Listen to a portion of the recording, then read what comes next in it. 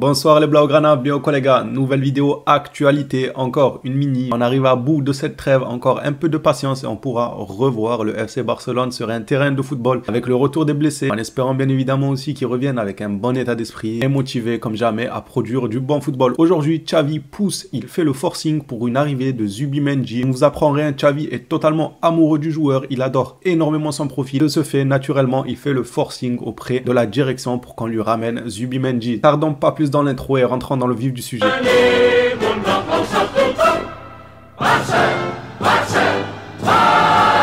Commençons par le chouchou de Xavi, Martinez nous rapporte que Barcelone optera à nouveau pour Martin Zubimendi cet été. Xavi le veut désespérément et le club fera un gros effort. Ça fait un moment que Xavi veut ce joueur-là.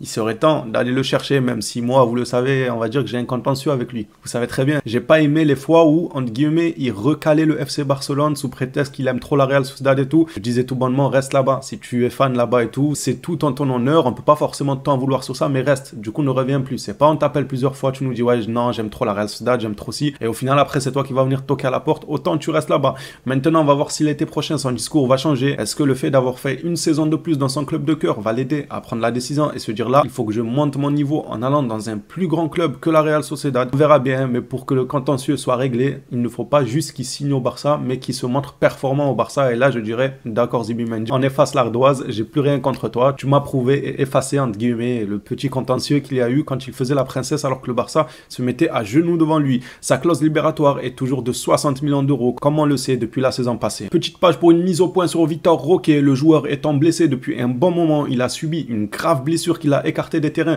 pendant un long moment, de longs mois. Vitor Roque sera de retour normalement le 25 novembre. Attention, c'est normalement, il n'y a rien d'officiel pour le moment. Et concernant sa probable arrivée du côté du FC Barcelone, comme vous le savez, vous n'avez certainement pas raté ça de par mes vidéos ou même les réseaux, surtout sur mes vidéos, on en a parlé ces derniers jours. Vitor Roque ne serait plus une priorité pour le FC Barcelone. Attention, c'est déjà un joueur qui appartient au Barça, mais une priorité dans le sens où le Barça ne veut plus le faire venir pendant la période hivernale car il préfère un milieu de terrain supplémentaire plutôt qu'un attaquant. Aujourd'hui, Sport nous dit un tout petit peu le contraire, qu'il y a encore un peu d'espoir de voir Vitor Roque débarquer du côté de la Catalogne et ce, dès cet hiver. Si Barcelone obtient l'approbation de la Liga pour inscrire Vitor Roque en janvier, il arrivera à Barcelone le 6 décembre pour commencer l'entraînement et le processus d'adaptation au club et à la ville. Ça serait une superbe nouvelle. La Liga, à force, on pourrait croire qu'ils jouent contre leur propre championnat. On dirait que leur championnat, ils ne veulent pas le voir progresser. À quel moment tu mets autant de bâtons dans les roues à un club comme le Barça qui a tant rapporté pour ce championnat, qui continue à rapporter, et puis même pour les autres. Moi, je m'en fous, même si c'était pour le Real ou l'Atlético Madrid, s'ils devaient signer des gens, je sais pas, laissez-les signer. Moi, personnellement, la Liga, c'est le championnat que j'ai le plus suivi dans ma vie et le voir évoluer peut que me faire plaisir. Ces derniers mois, ces dernières saisons, on peut que constater qu'il n'y a pas non plus une évolution de fou et dû justement aux restrictions que les clubs subissent, que ce soit par le fair play financier,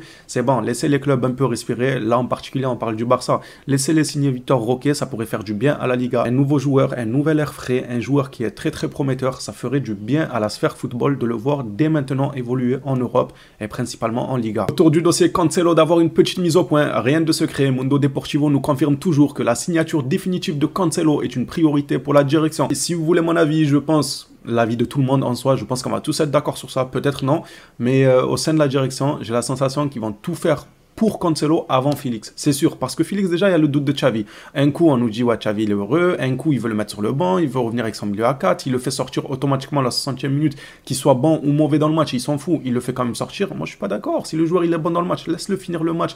Laisse-le essayer d'aller chercher son petit but, sa petite passe D pour couronner sa bonne performance durant ce match-là, au lieu de le sortir automatiquement à 60 minutes. Ok, il faut que Félix sorte. Non, moi, j'adhère pas trop à ça personnellement. Je suis plutôt pour, si le joueur fait un très bon match, pourquoi pas le laisser encore plus de minutes sur le terrain. Tous ces petits signes-là démontre que la direction va faire beaucoup plus d'efforts pour Cancelo car ça match au niveau de la direction, ça match au niveau du coach, ça match au niveau du poste aussi, défenseur droit qui peut être polyvalent en allant sur le flanc gauche, même jouer en cas d'urgence en tant qu'attaquant droit, en tant que pivot, le gars il peut jouer il sait tout faire. Cancelo il sait tout faire. Là où Félix, comme j'ai dit, on dirait que Xavi, je sais pas, un coup il est satisfait, il est pas satisfait. La direction ils doivent douter sur son prix. On rappelle que l'Atlético Madrid veut pas moins de 70 millions pour Joao Félix. Le dossier paraît beaucoup plus compliqué, moi je pense, et la plupart devraient penser comme moi, du moins c'est ce que moi je pense. Dites-moi dans les commentaires si vous pensez le contraire et qu'il y en a parmi les supporters Blaugrana qui pensent que le Barça priorise beaucoup plus le dossier Félix que celui de Cancelo, avec vos argumentations bien sûr. Si c'est le cas dans votre pensée, dites-nous pourquoi. Moi de mon côté, comme je l'ai expliqué avec mes propres argumentations, le dossier Cancelo sera plus une priorité que celui de Félix,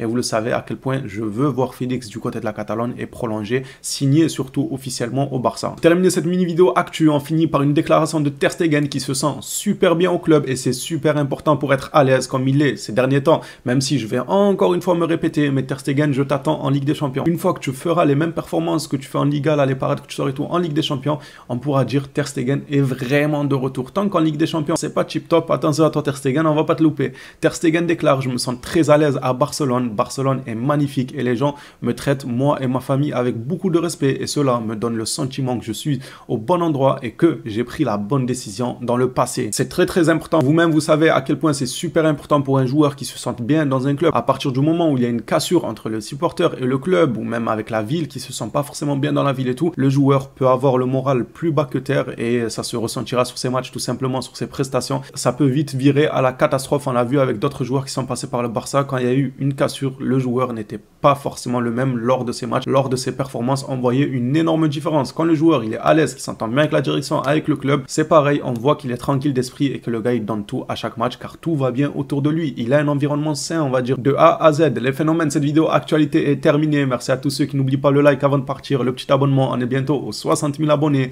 Si on pouvait les atteindre dans les semaines qui suivent, ça serait excellent. On s'attrape à la prochaine vidéo. D'ici là, prenez soin de vous les Blaugrana.